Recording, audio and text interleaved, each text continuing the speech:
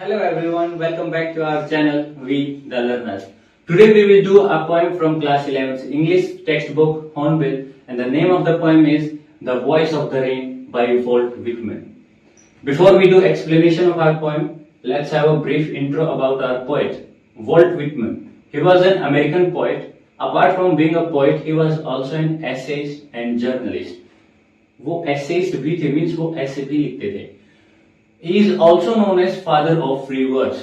उनको फादर बोला जाता है फ्री वर्स का. अब फ्री वर्स क्या होता है? एक ऐसी पोएट्री दैट डजंट राइम, जिसके अंदर एक राइम नहीं होती, एक लय नहीं होती, और you can say that doesn't have a regular rhythm, जिसके अंदर एक रेगुलर रिदम नहीं होती. After reading the poem you will come to know that this poem is also an example of free verse. ये पोएम के अंदर भी कोई रेगुलर रिदम नहीं है, सो हम बोल सकते हैं कि ये भी एक क्या है? Free verse.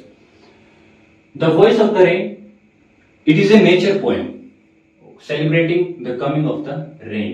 बारिश के आने को सेलिब्रेट करने वाली हमारी प्रकृति से जुड़ी एक हमारी कविता है, the voice of the rain. अब पोएम को अच्छे से समझने के लिए हमें कुछ की पॉइंट्स हैं जो हमें ध्यान में रखने हैं. First one is the voices that have been used in the poem, कि पोएम के अंदर क्या क्या वॉइसेस यूज की गई हैं. फर्स्ट वॉइस ऑब्वियसली हमारी किसकी वॉइस है? रेन की, the voice of the rain. जो सेकंड जो वॉइस है हमारी वो रहेगी पोएट की. Okay, so next thing is sense of the poem. हमें समझना है कि what is the sense of the poem. Poem की क्या सेंस है, किस तरीके से पोएम को रिलेट किया गया है. जो साइंटिफिक तरीका होता है रेनफॉल का, मींस जो वाटर साइकिल है उसके साथ किस तरीके से कंपेयर किया गया है. पोएट ने बड़े ही ब्यूटीफुल तरीके से वाटर साइकिल को एक्सप्लेन किया है अपनी पोएम के अंदर. नेक्स्ट थिंग जो हम रिलेट करेंगे कि पोएम जो हमारी रेन है, रेन का जो म्यूजिक है, मींस रेन को किसके साथ कंपेयर किया गया है? सॉन्ग के साथ. एक पैरेलल ड्रॉन किया गया है, parallel is drawn between rain and a song. जो रियल म्यूजिक होता है उसके साथ हमारी जो वॉइस है, वॉइस ऑफ द रेन, उसको कंपेयर किया गया है. उनके बीच में एक पैरेलल ड्रॉन किया गया है. सो इन की पॉइंट्स को ध्यान में रखते हुए हम पोएम को पढ़ेंगे और समझेंगे. So let's get start. And who are thou, said I to the soft falling shower, which, strange to tell, gave me an answer as here translated. Art thou, art thou का मतलब है are you. ये old English word है, इसलिए last जो old English होती थी उसमें इस टाइप के वर्ड्स यूज किए जाते थे. आर्ट दो, वेंस.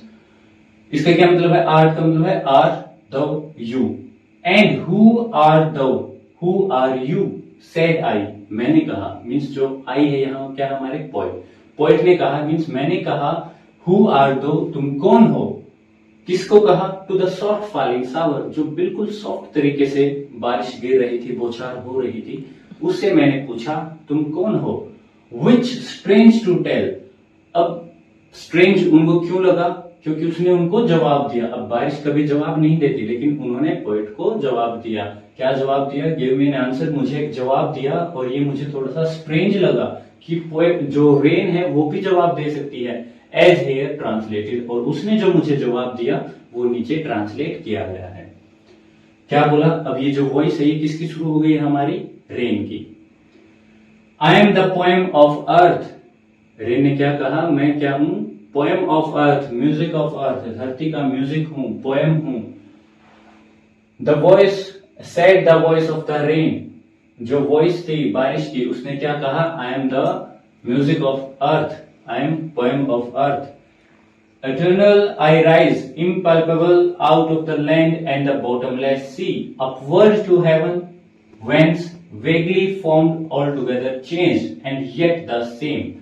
तो उसने क्या कहा? Eternal. Eternal का मतलब होता है शाश्वत, अमर, जिसका कोई अंत नहीं होता. यहाँ क्या मतलब है कि कंटिन्यूअसली, कि उस प्रोसेस का कोई अंत ही नहीं है. कौन से प्रोसेस का?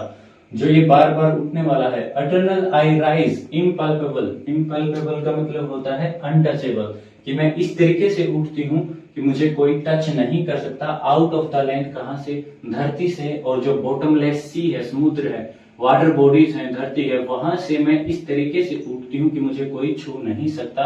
और ये जो मेरा उठने का प्रोसेस है ये क्या है? अटर्नल, मीन्स शाश्वत है, अमर है, कि कंटिन्यूअस ये प्रोसेस चलता रहता है, इसकी कोई एंडिंग नहीं है. ये जो प्रोसेस है इस लाइन से हमें कौन सा प्रोसेस समझ में आता है?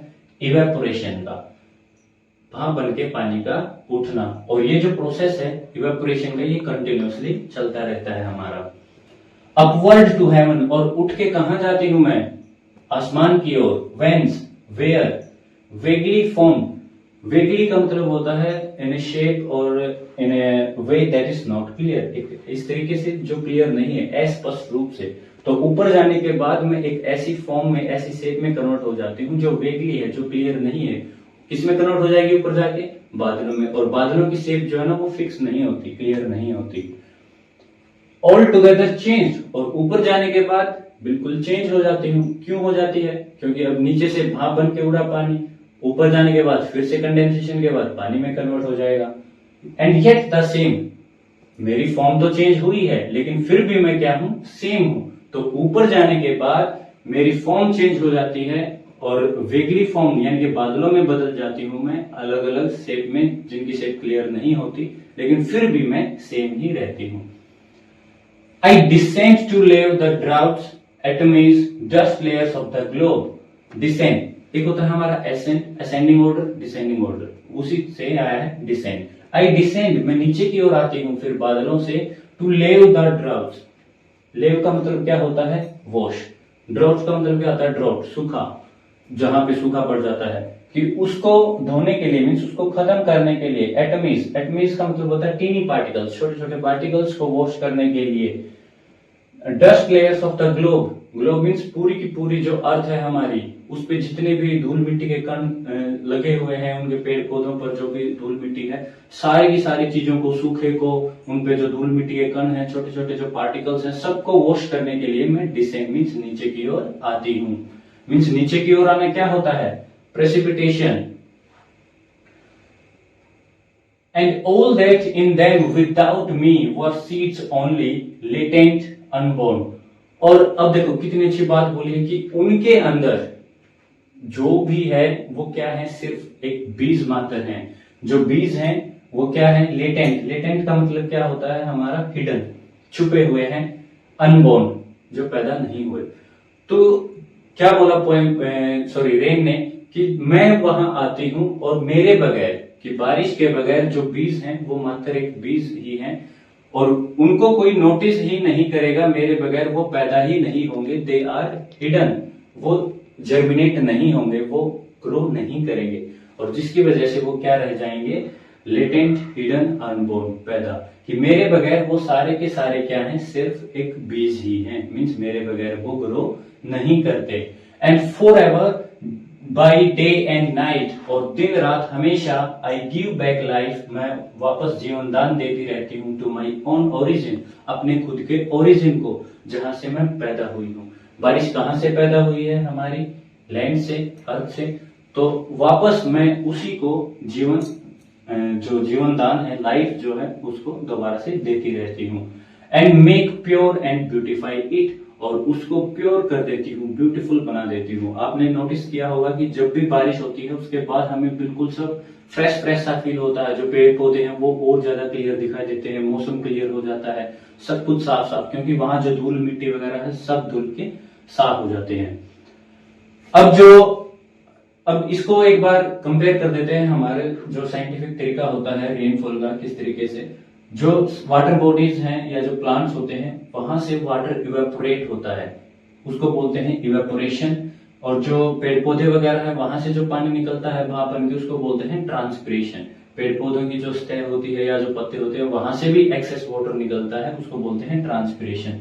ये जो सारा का सारा पानी इवेपोरेशन और ट्रांसपिरेशन से भाप बन के उड़ा, ऊपर जाने के बाद ये किस फॉर्म में बदल जाएगा? कंडेंसेशन हो जाएगा इसका, भाप से फिर इसमें बदल जाएगा वाटर के अंदर, फिर से पानी बन गया। अब कंडेंसेशन हो गया, अब इसकी फॉर्म तो बदली है लेकिन फिर भी क्या है? ये पानी ही था, भाप बन के उड़ा था। तो कंडेंसेशन हुआ, कंडेंसेशन होने के बाद फिर से ये नीचे की ओर गिरता है, जिसको बोलते हैं प्रेसिपिटेशन। प्रेसिपिटेशन का मतलब क्या है? कोई भी फ्रोजन लिक्विड या फ्रोजन वाटर ऊपर आए जो, और उसका जो नीचे की ओर गिरना होता है पृथ्वी पे, वो किसी भी फॉर्म में हो सकता है, चाहे वो बारिश की फॉर्म में है, चाहे ओले गिरते हैं जो उसकी फॉर्म में हो, चाहे जो बर्फ गिरती है उसकी फॉर्म में, वो किसी भी फॉर्म में हो सकती है। तो ये जो इंपॉर्टेंट प्रोसेसेस है हमारे, इवेपोरेशन ट्रांसपिरेशन की वजह से पानी का ऊपर जाना, फिर कंडेंसेशन होना, फिर जो नीचे गिरना, उसको बोलते हैं प्रेसिपिटेशन। इसी को बड़े ब्यूटीफुल तरीके से इन लाइंस के अंदर पोएट ने डिस्क्राइब किया। अब जो ब्रैकेट के अंदर लाइन है, इसमें एक पैरेलल ड्रॉन किया गया है जो रियल सॉन्ग है उसके साथ रेन का। किस तरीके से करते हैं, फोर सॉन्ग कि जिस तरीके से जो सॉन्ग है issuing from its birth place, अपने बर्थ प्लेस से निकलकर, बर्थ प्लेस क्या होता है किसी भी सॉन्ग का, जो लिरिसिस्ट होते हैं, जो लिरिक्स वगैरह लिखते हैं, कि वहां से निकलने के बाद आफ्टर फुलफिलमेंट लोगों को खुश करके, लोगों को फुलफिलमेंट करके, उनको संतुष्ट करके, वंडरिंग इधर उधर फिर के, रेक्ट और अनरेक्ट, रेक्ट का मतलब होता है ध्यान देना, whether you care for it और you didn't care for it, it doesn't matter, duly with love returns, वो हमेशा प्यार के साथ ही वापस लौटता है। कि जिस तरीके से एक सॉन्ग अपने बर्थ प्लेस से निकल के लोगों को संतुष्ट करके, इधर उधर जाके खुशियां बांट के, कुछ उस पे ध्यान देते हैं, कुछ ध्यान नहीं देते, ये फर्क नहीं पड़ता इस चीज से, वो हमेशा प्यार के साथ ही वापस रिटर्न अपने जो बर्थ प्लेस है वहां पर लौट जाता है। उसी तरीके से जो हमारी रेन है, धरती से शुरू हुई, ऊपर गई, ऊपर से फिर वापस आई, बौछार हुई, और कोई उसको नोटिस करता है, कोई नहीं करता है, लेकिन फिर ये जहां से शुरू हुई वापस वहीं खुशी के साथ वहां लौट जाती है। This process continues. अब हम डिस्कस कर लेते हैं various literary elements that have been used in the poem. First one is imagery. जैसे ही पोएट ने ये बोला सॉफ्ट फॉलिंग शावर, कि बड़े ही सॉफ्ट तरीके से पानी की बौछार हो रही है, तो हमारे माइंड में एक इमेज क्रिएट होती है कि हाँ बिल्कुल बड़े ही सॉफ्ट तरीके से बौछार हो रही है, मीन्स इमेज क्रिएट की, कौन सा है, imagery. Next is personification. Personification का मतलब क्या होता है, जब भी हम नॉन लिविंग थिंग को किसी पर्सन की कैरेक्टरिस्टिक्स दे देते हैं, जैसे कि गिव मी एन आंसर। अब नॉन लिविंग थिंग क्या है, रेन, वो आंसर नहीं दे सकती, लेकिन फिर भी उसको क्या बोला गया कि उसने मुझे आंसर दिया, उसको हमने एक पर्सन की कैरेक्टरिस्टिक दे दी, तो ये क्या हो गया, personification. I am the poem of earth. अब बारिश को किसके साथ कंपेयर किया गया, जो अर्थ का म्यूजिक है उसके साथ। क्या सच में ऐसा होता है, नहीं, लेकिन फिर भी उसको कंपेयर किया गया, उसको उसका रूप दिया गया, बारिश को धरती के म्यूजिक का रूप दिया गया। अब किसी को जब रूप दे देते हैं तो वो क्या हो जाता है, हमारा रूपक अलंकार, इंग्लिश में बोलते हैं मेटाफर। नेक्स्ट है द बॉटमलेस सी, हाइपरबली। जो ओ है ना, ये साइलेंट है बेटा यहाँ, और इसको जो प्रोनाउंसिएशन है वो क्या हो जाएगा, हाइपरबली। हाइपरबली में क्या होता है, जब भी किसी चीज को हम बढ़ा चढ़ा के बोलते हैं, अतिशोक्ति अलंकार, कि द बॉटमलेस सी, कि ऐसा समुद्र जिसकी बॉटम ही नहीं है। अब बॉटम तो होती ही है, लेकिन क्या बोला गया है कि बहुत जो गहरा समुद्र है, द बॉटमलेस सी, हाइपरबली, बढ़ा चढ़ा के बातों को बोला गया। Next is parallelism.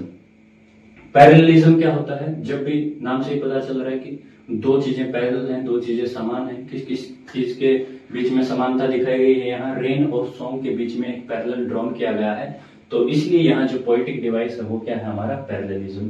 पैरेलल लिखो लास्ट में ISM। So these were the literary elements that were used throughout the poem. Still, if you have any kind of doubt regarding the poem, regarding the literary elements, do let me know in the comment section below. Thank you. Keep loving.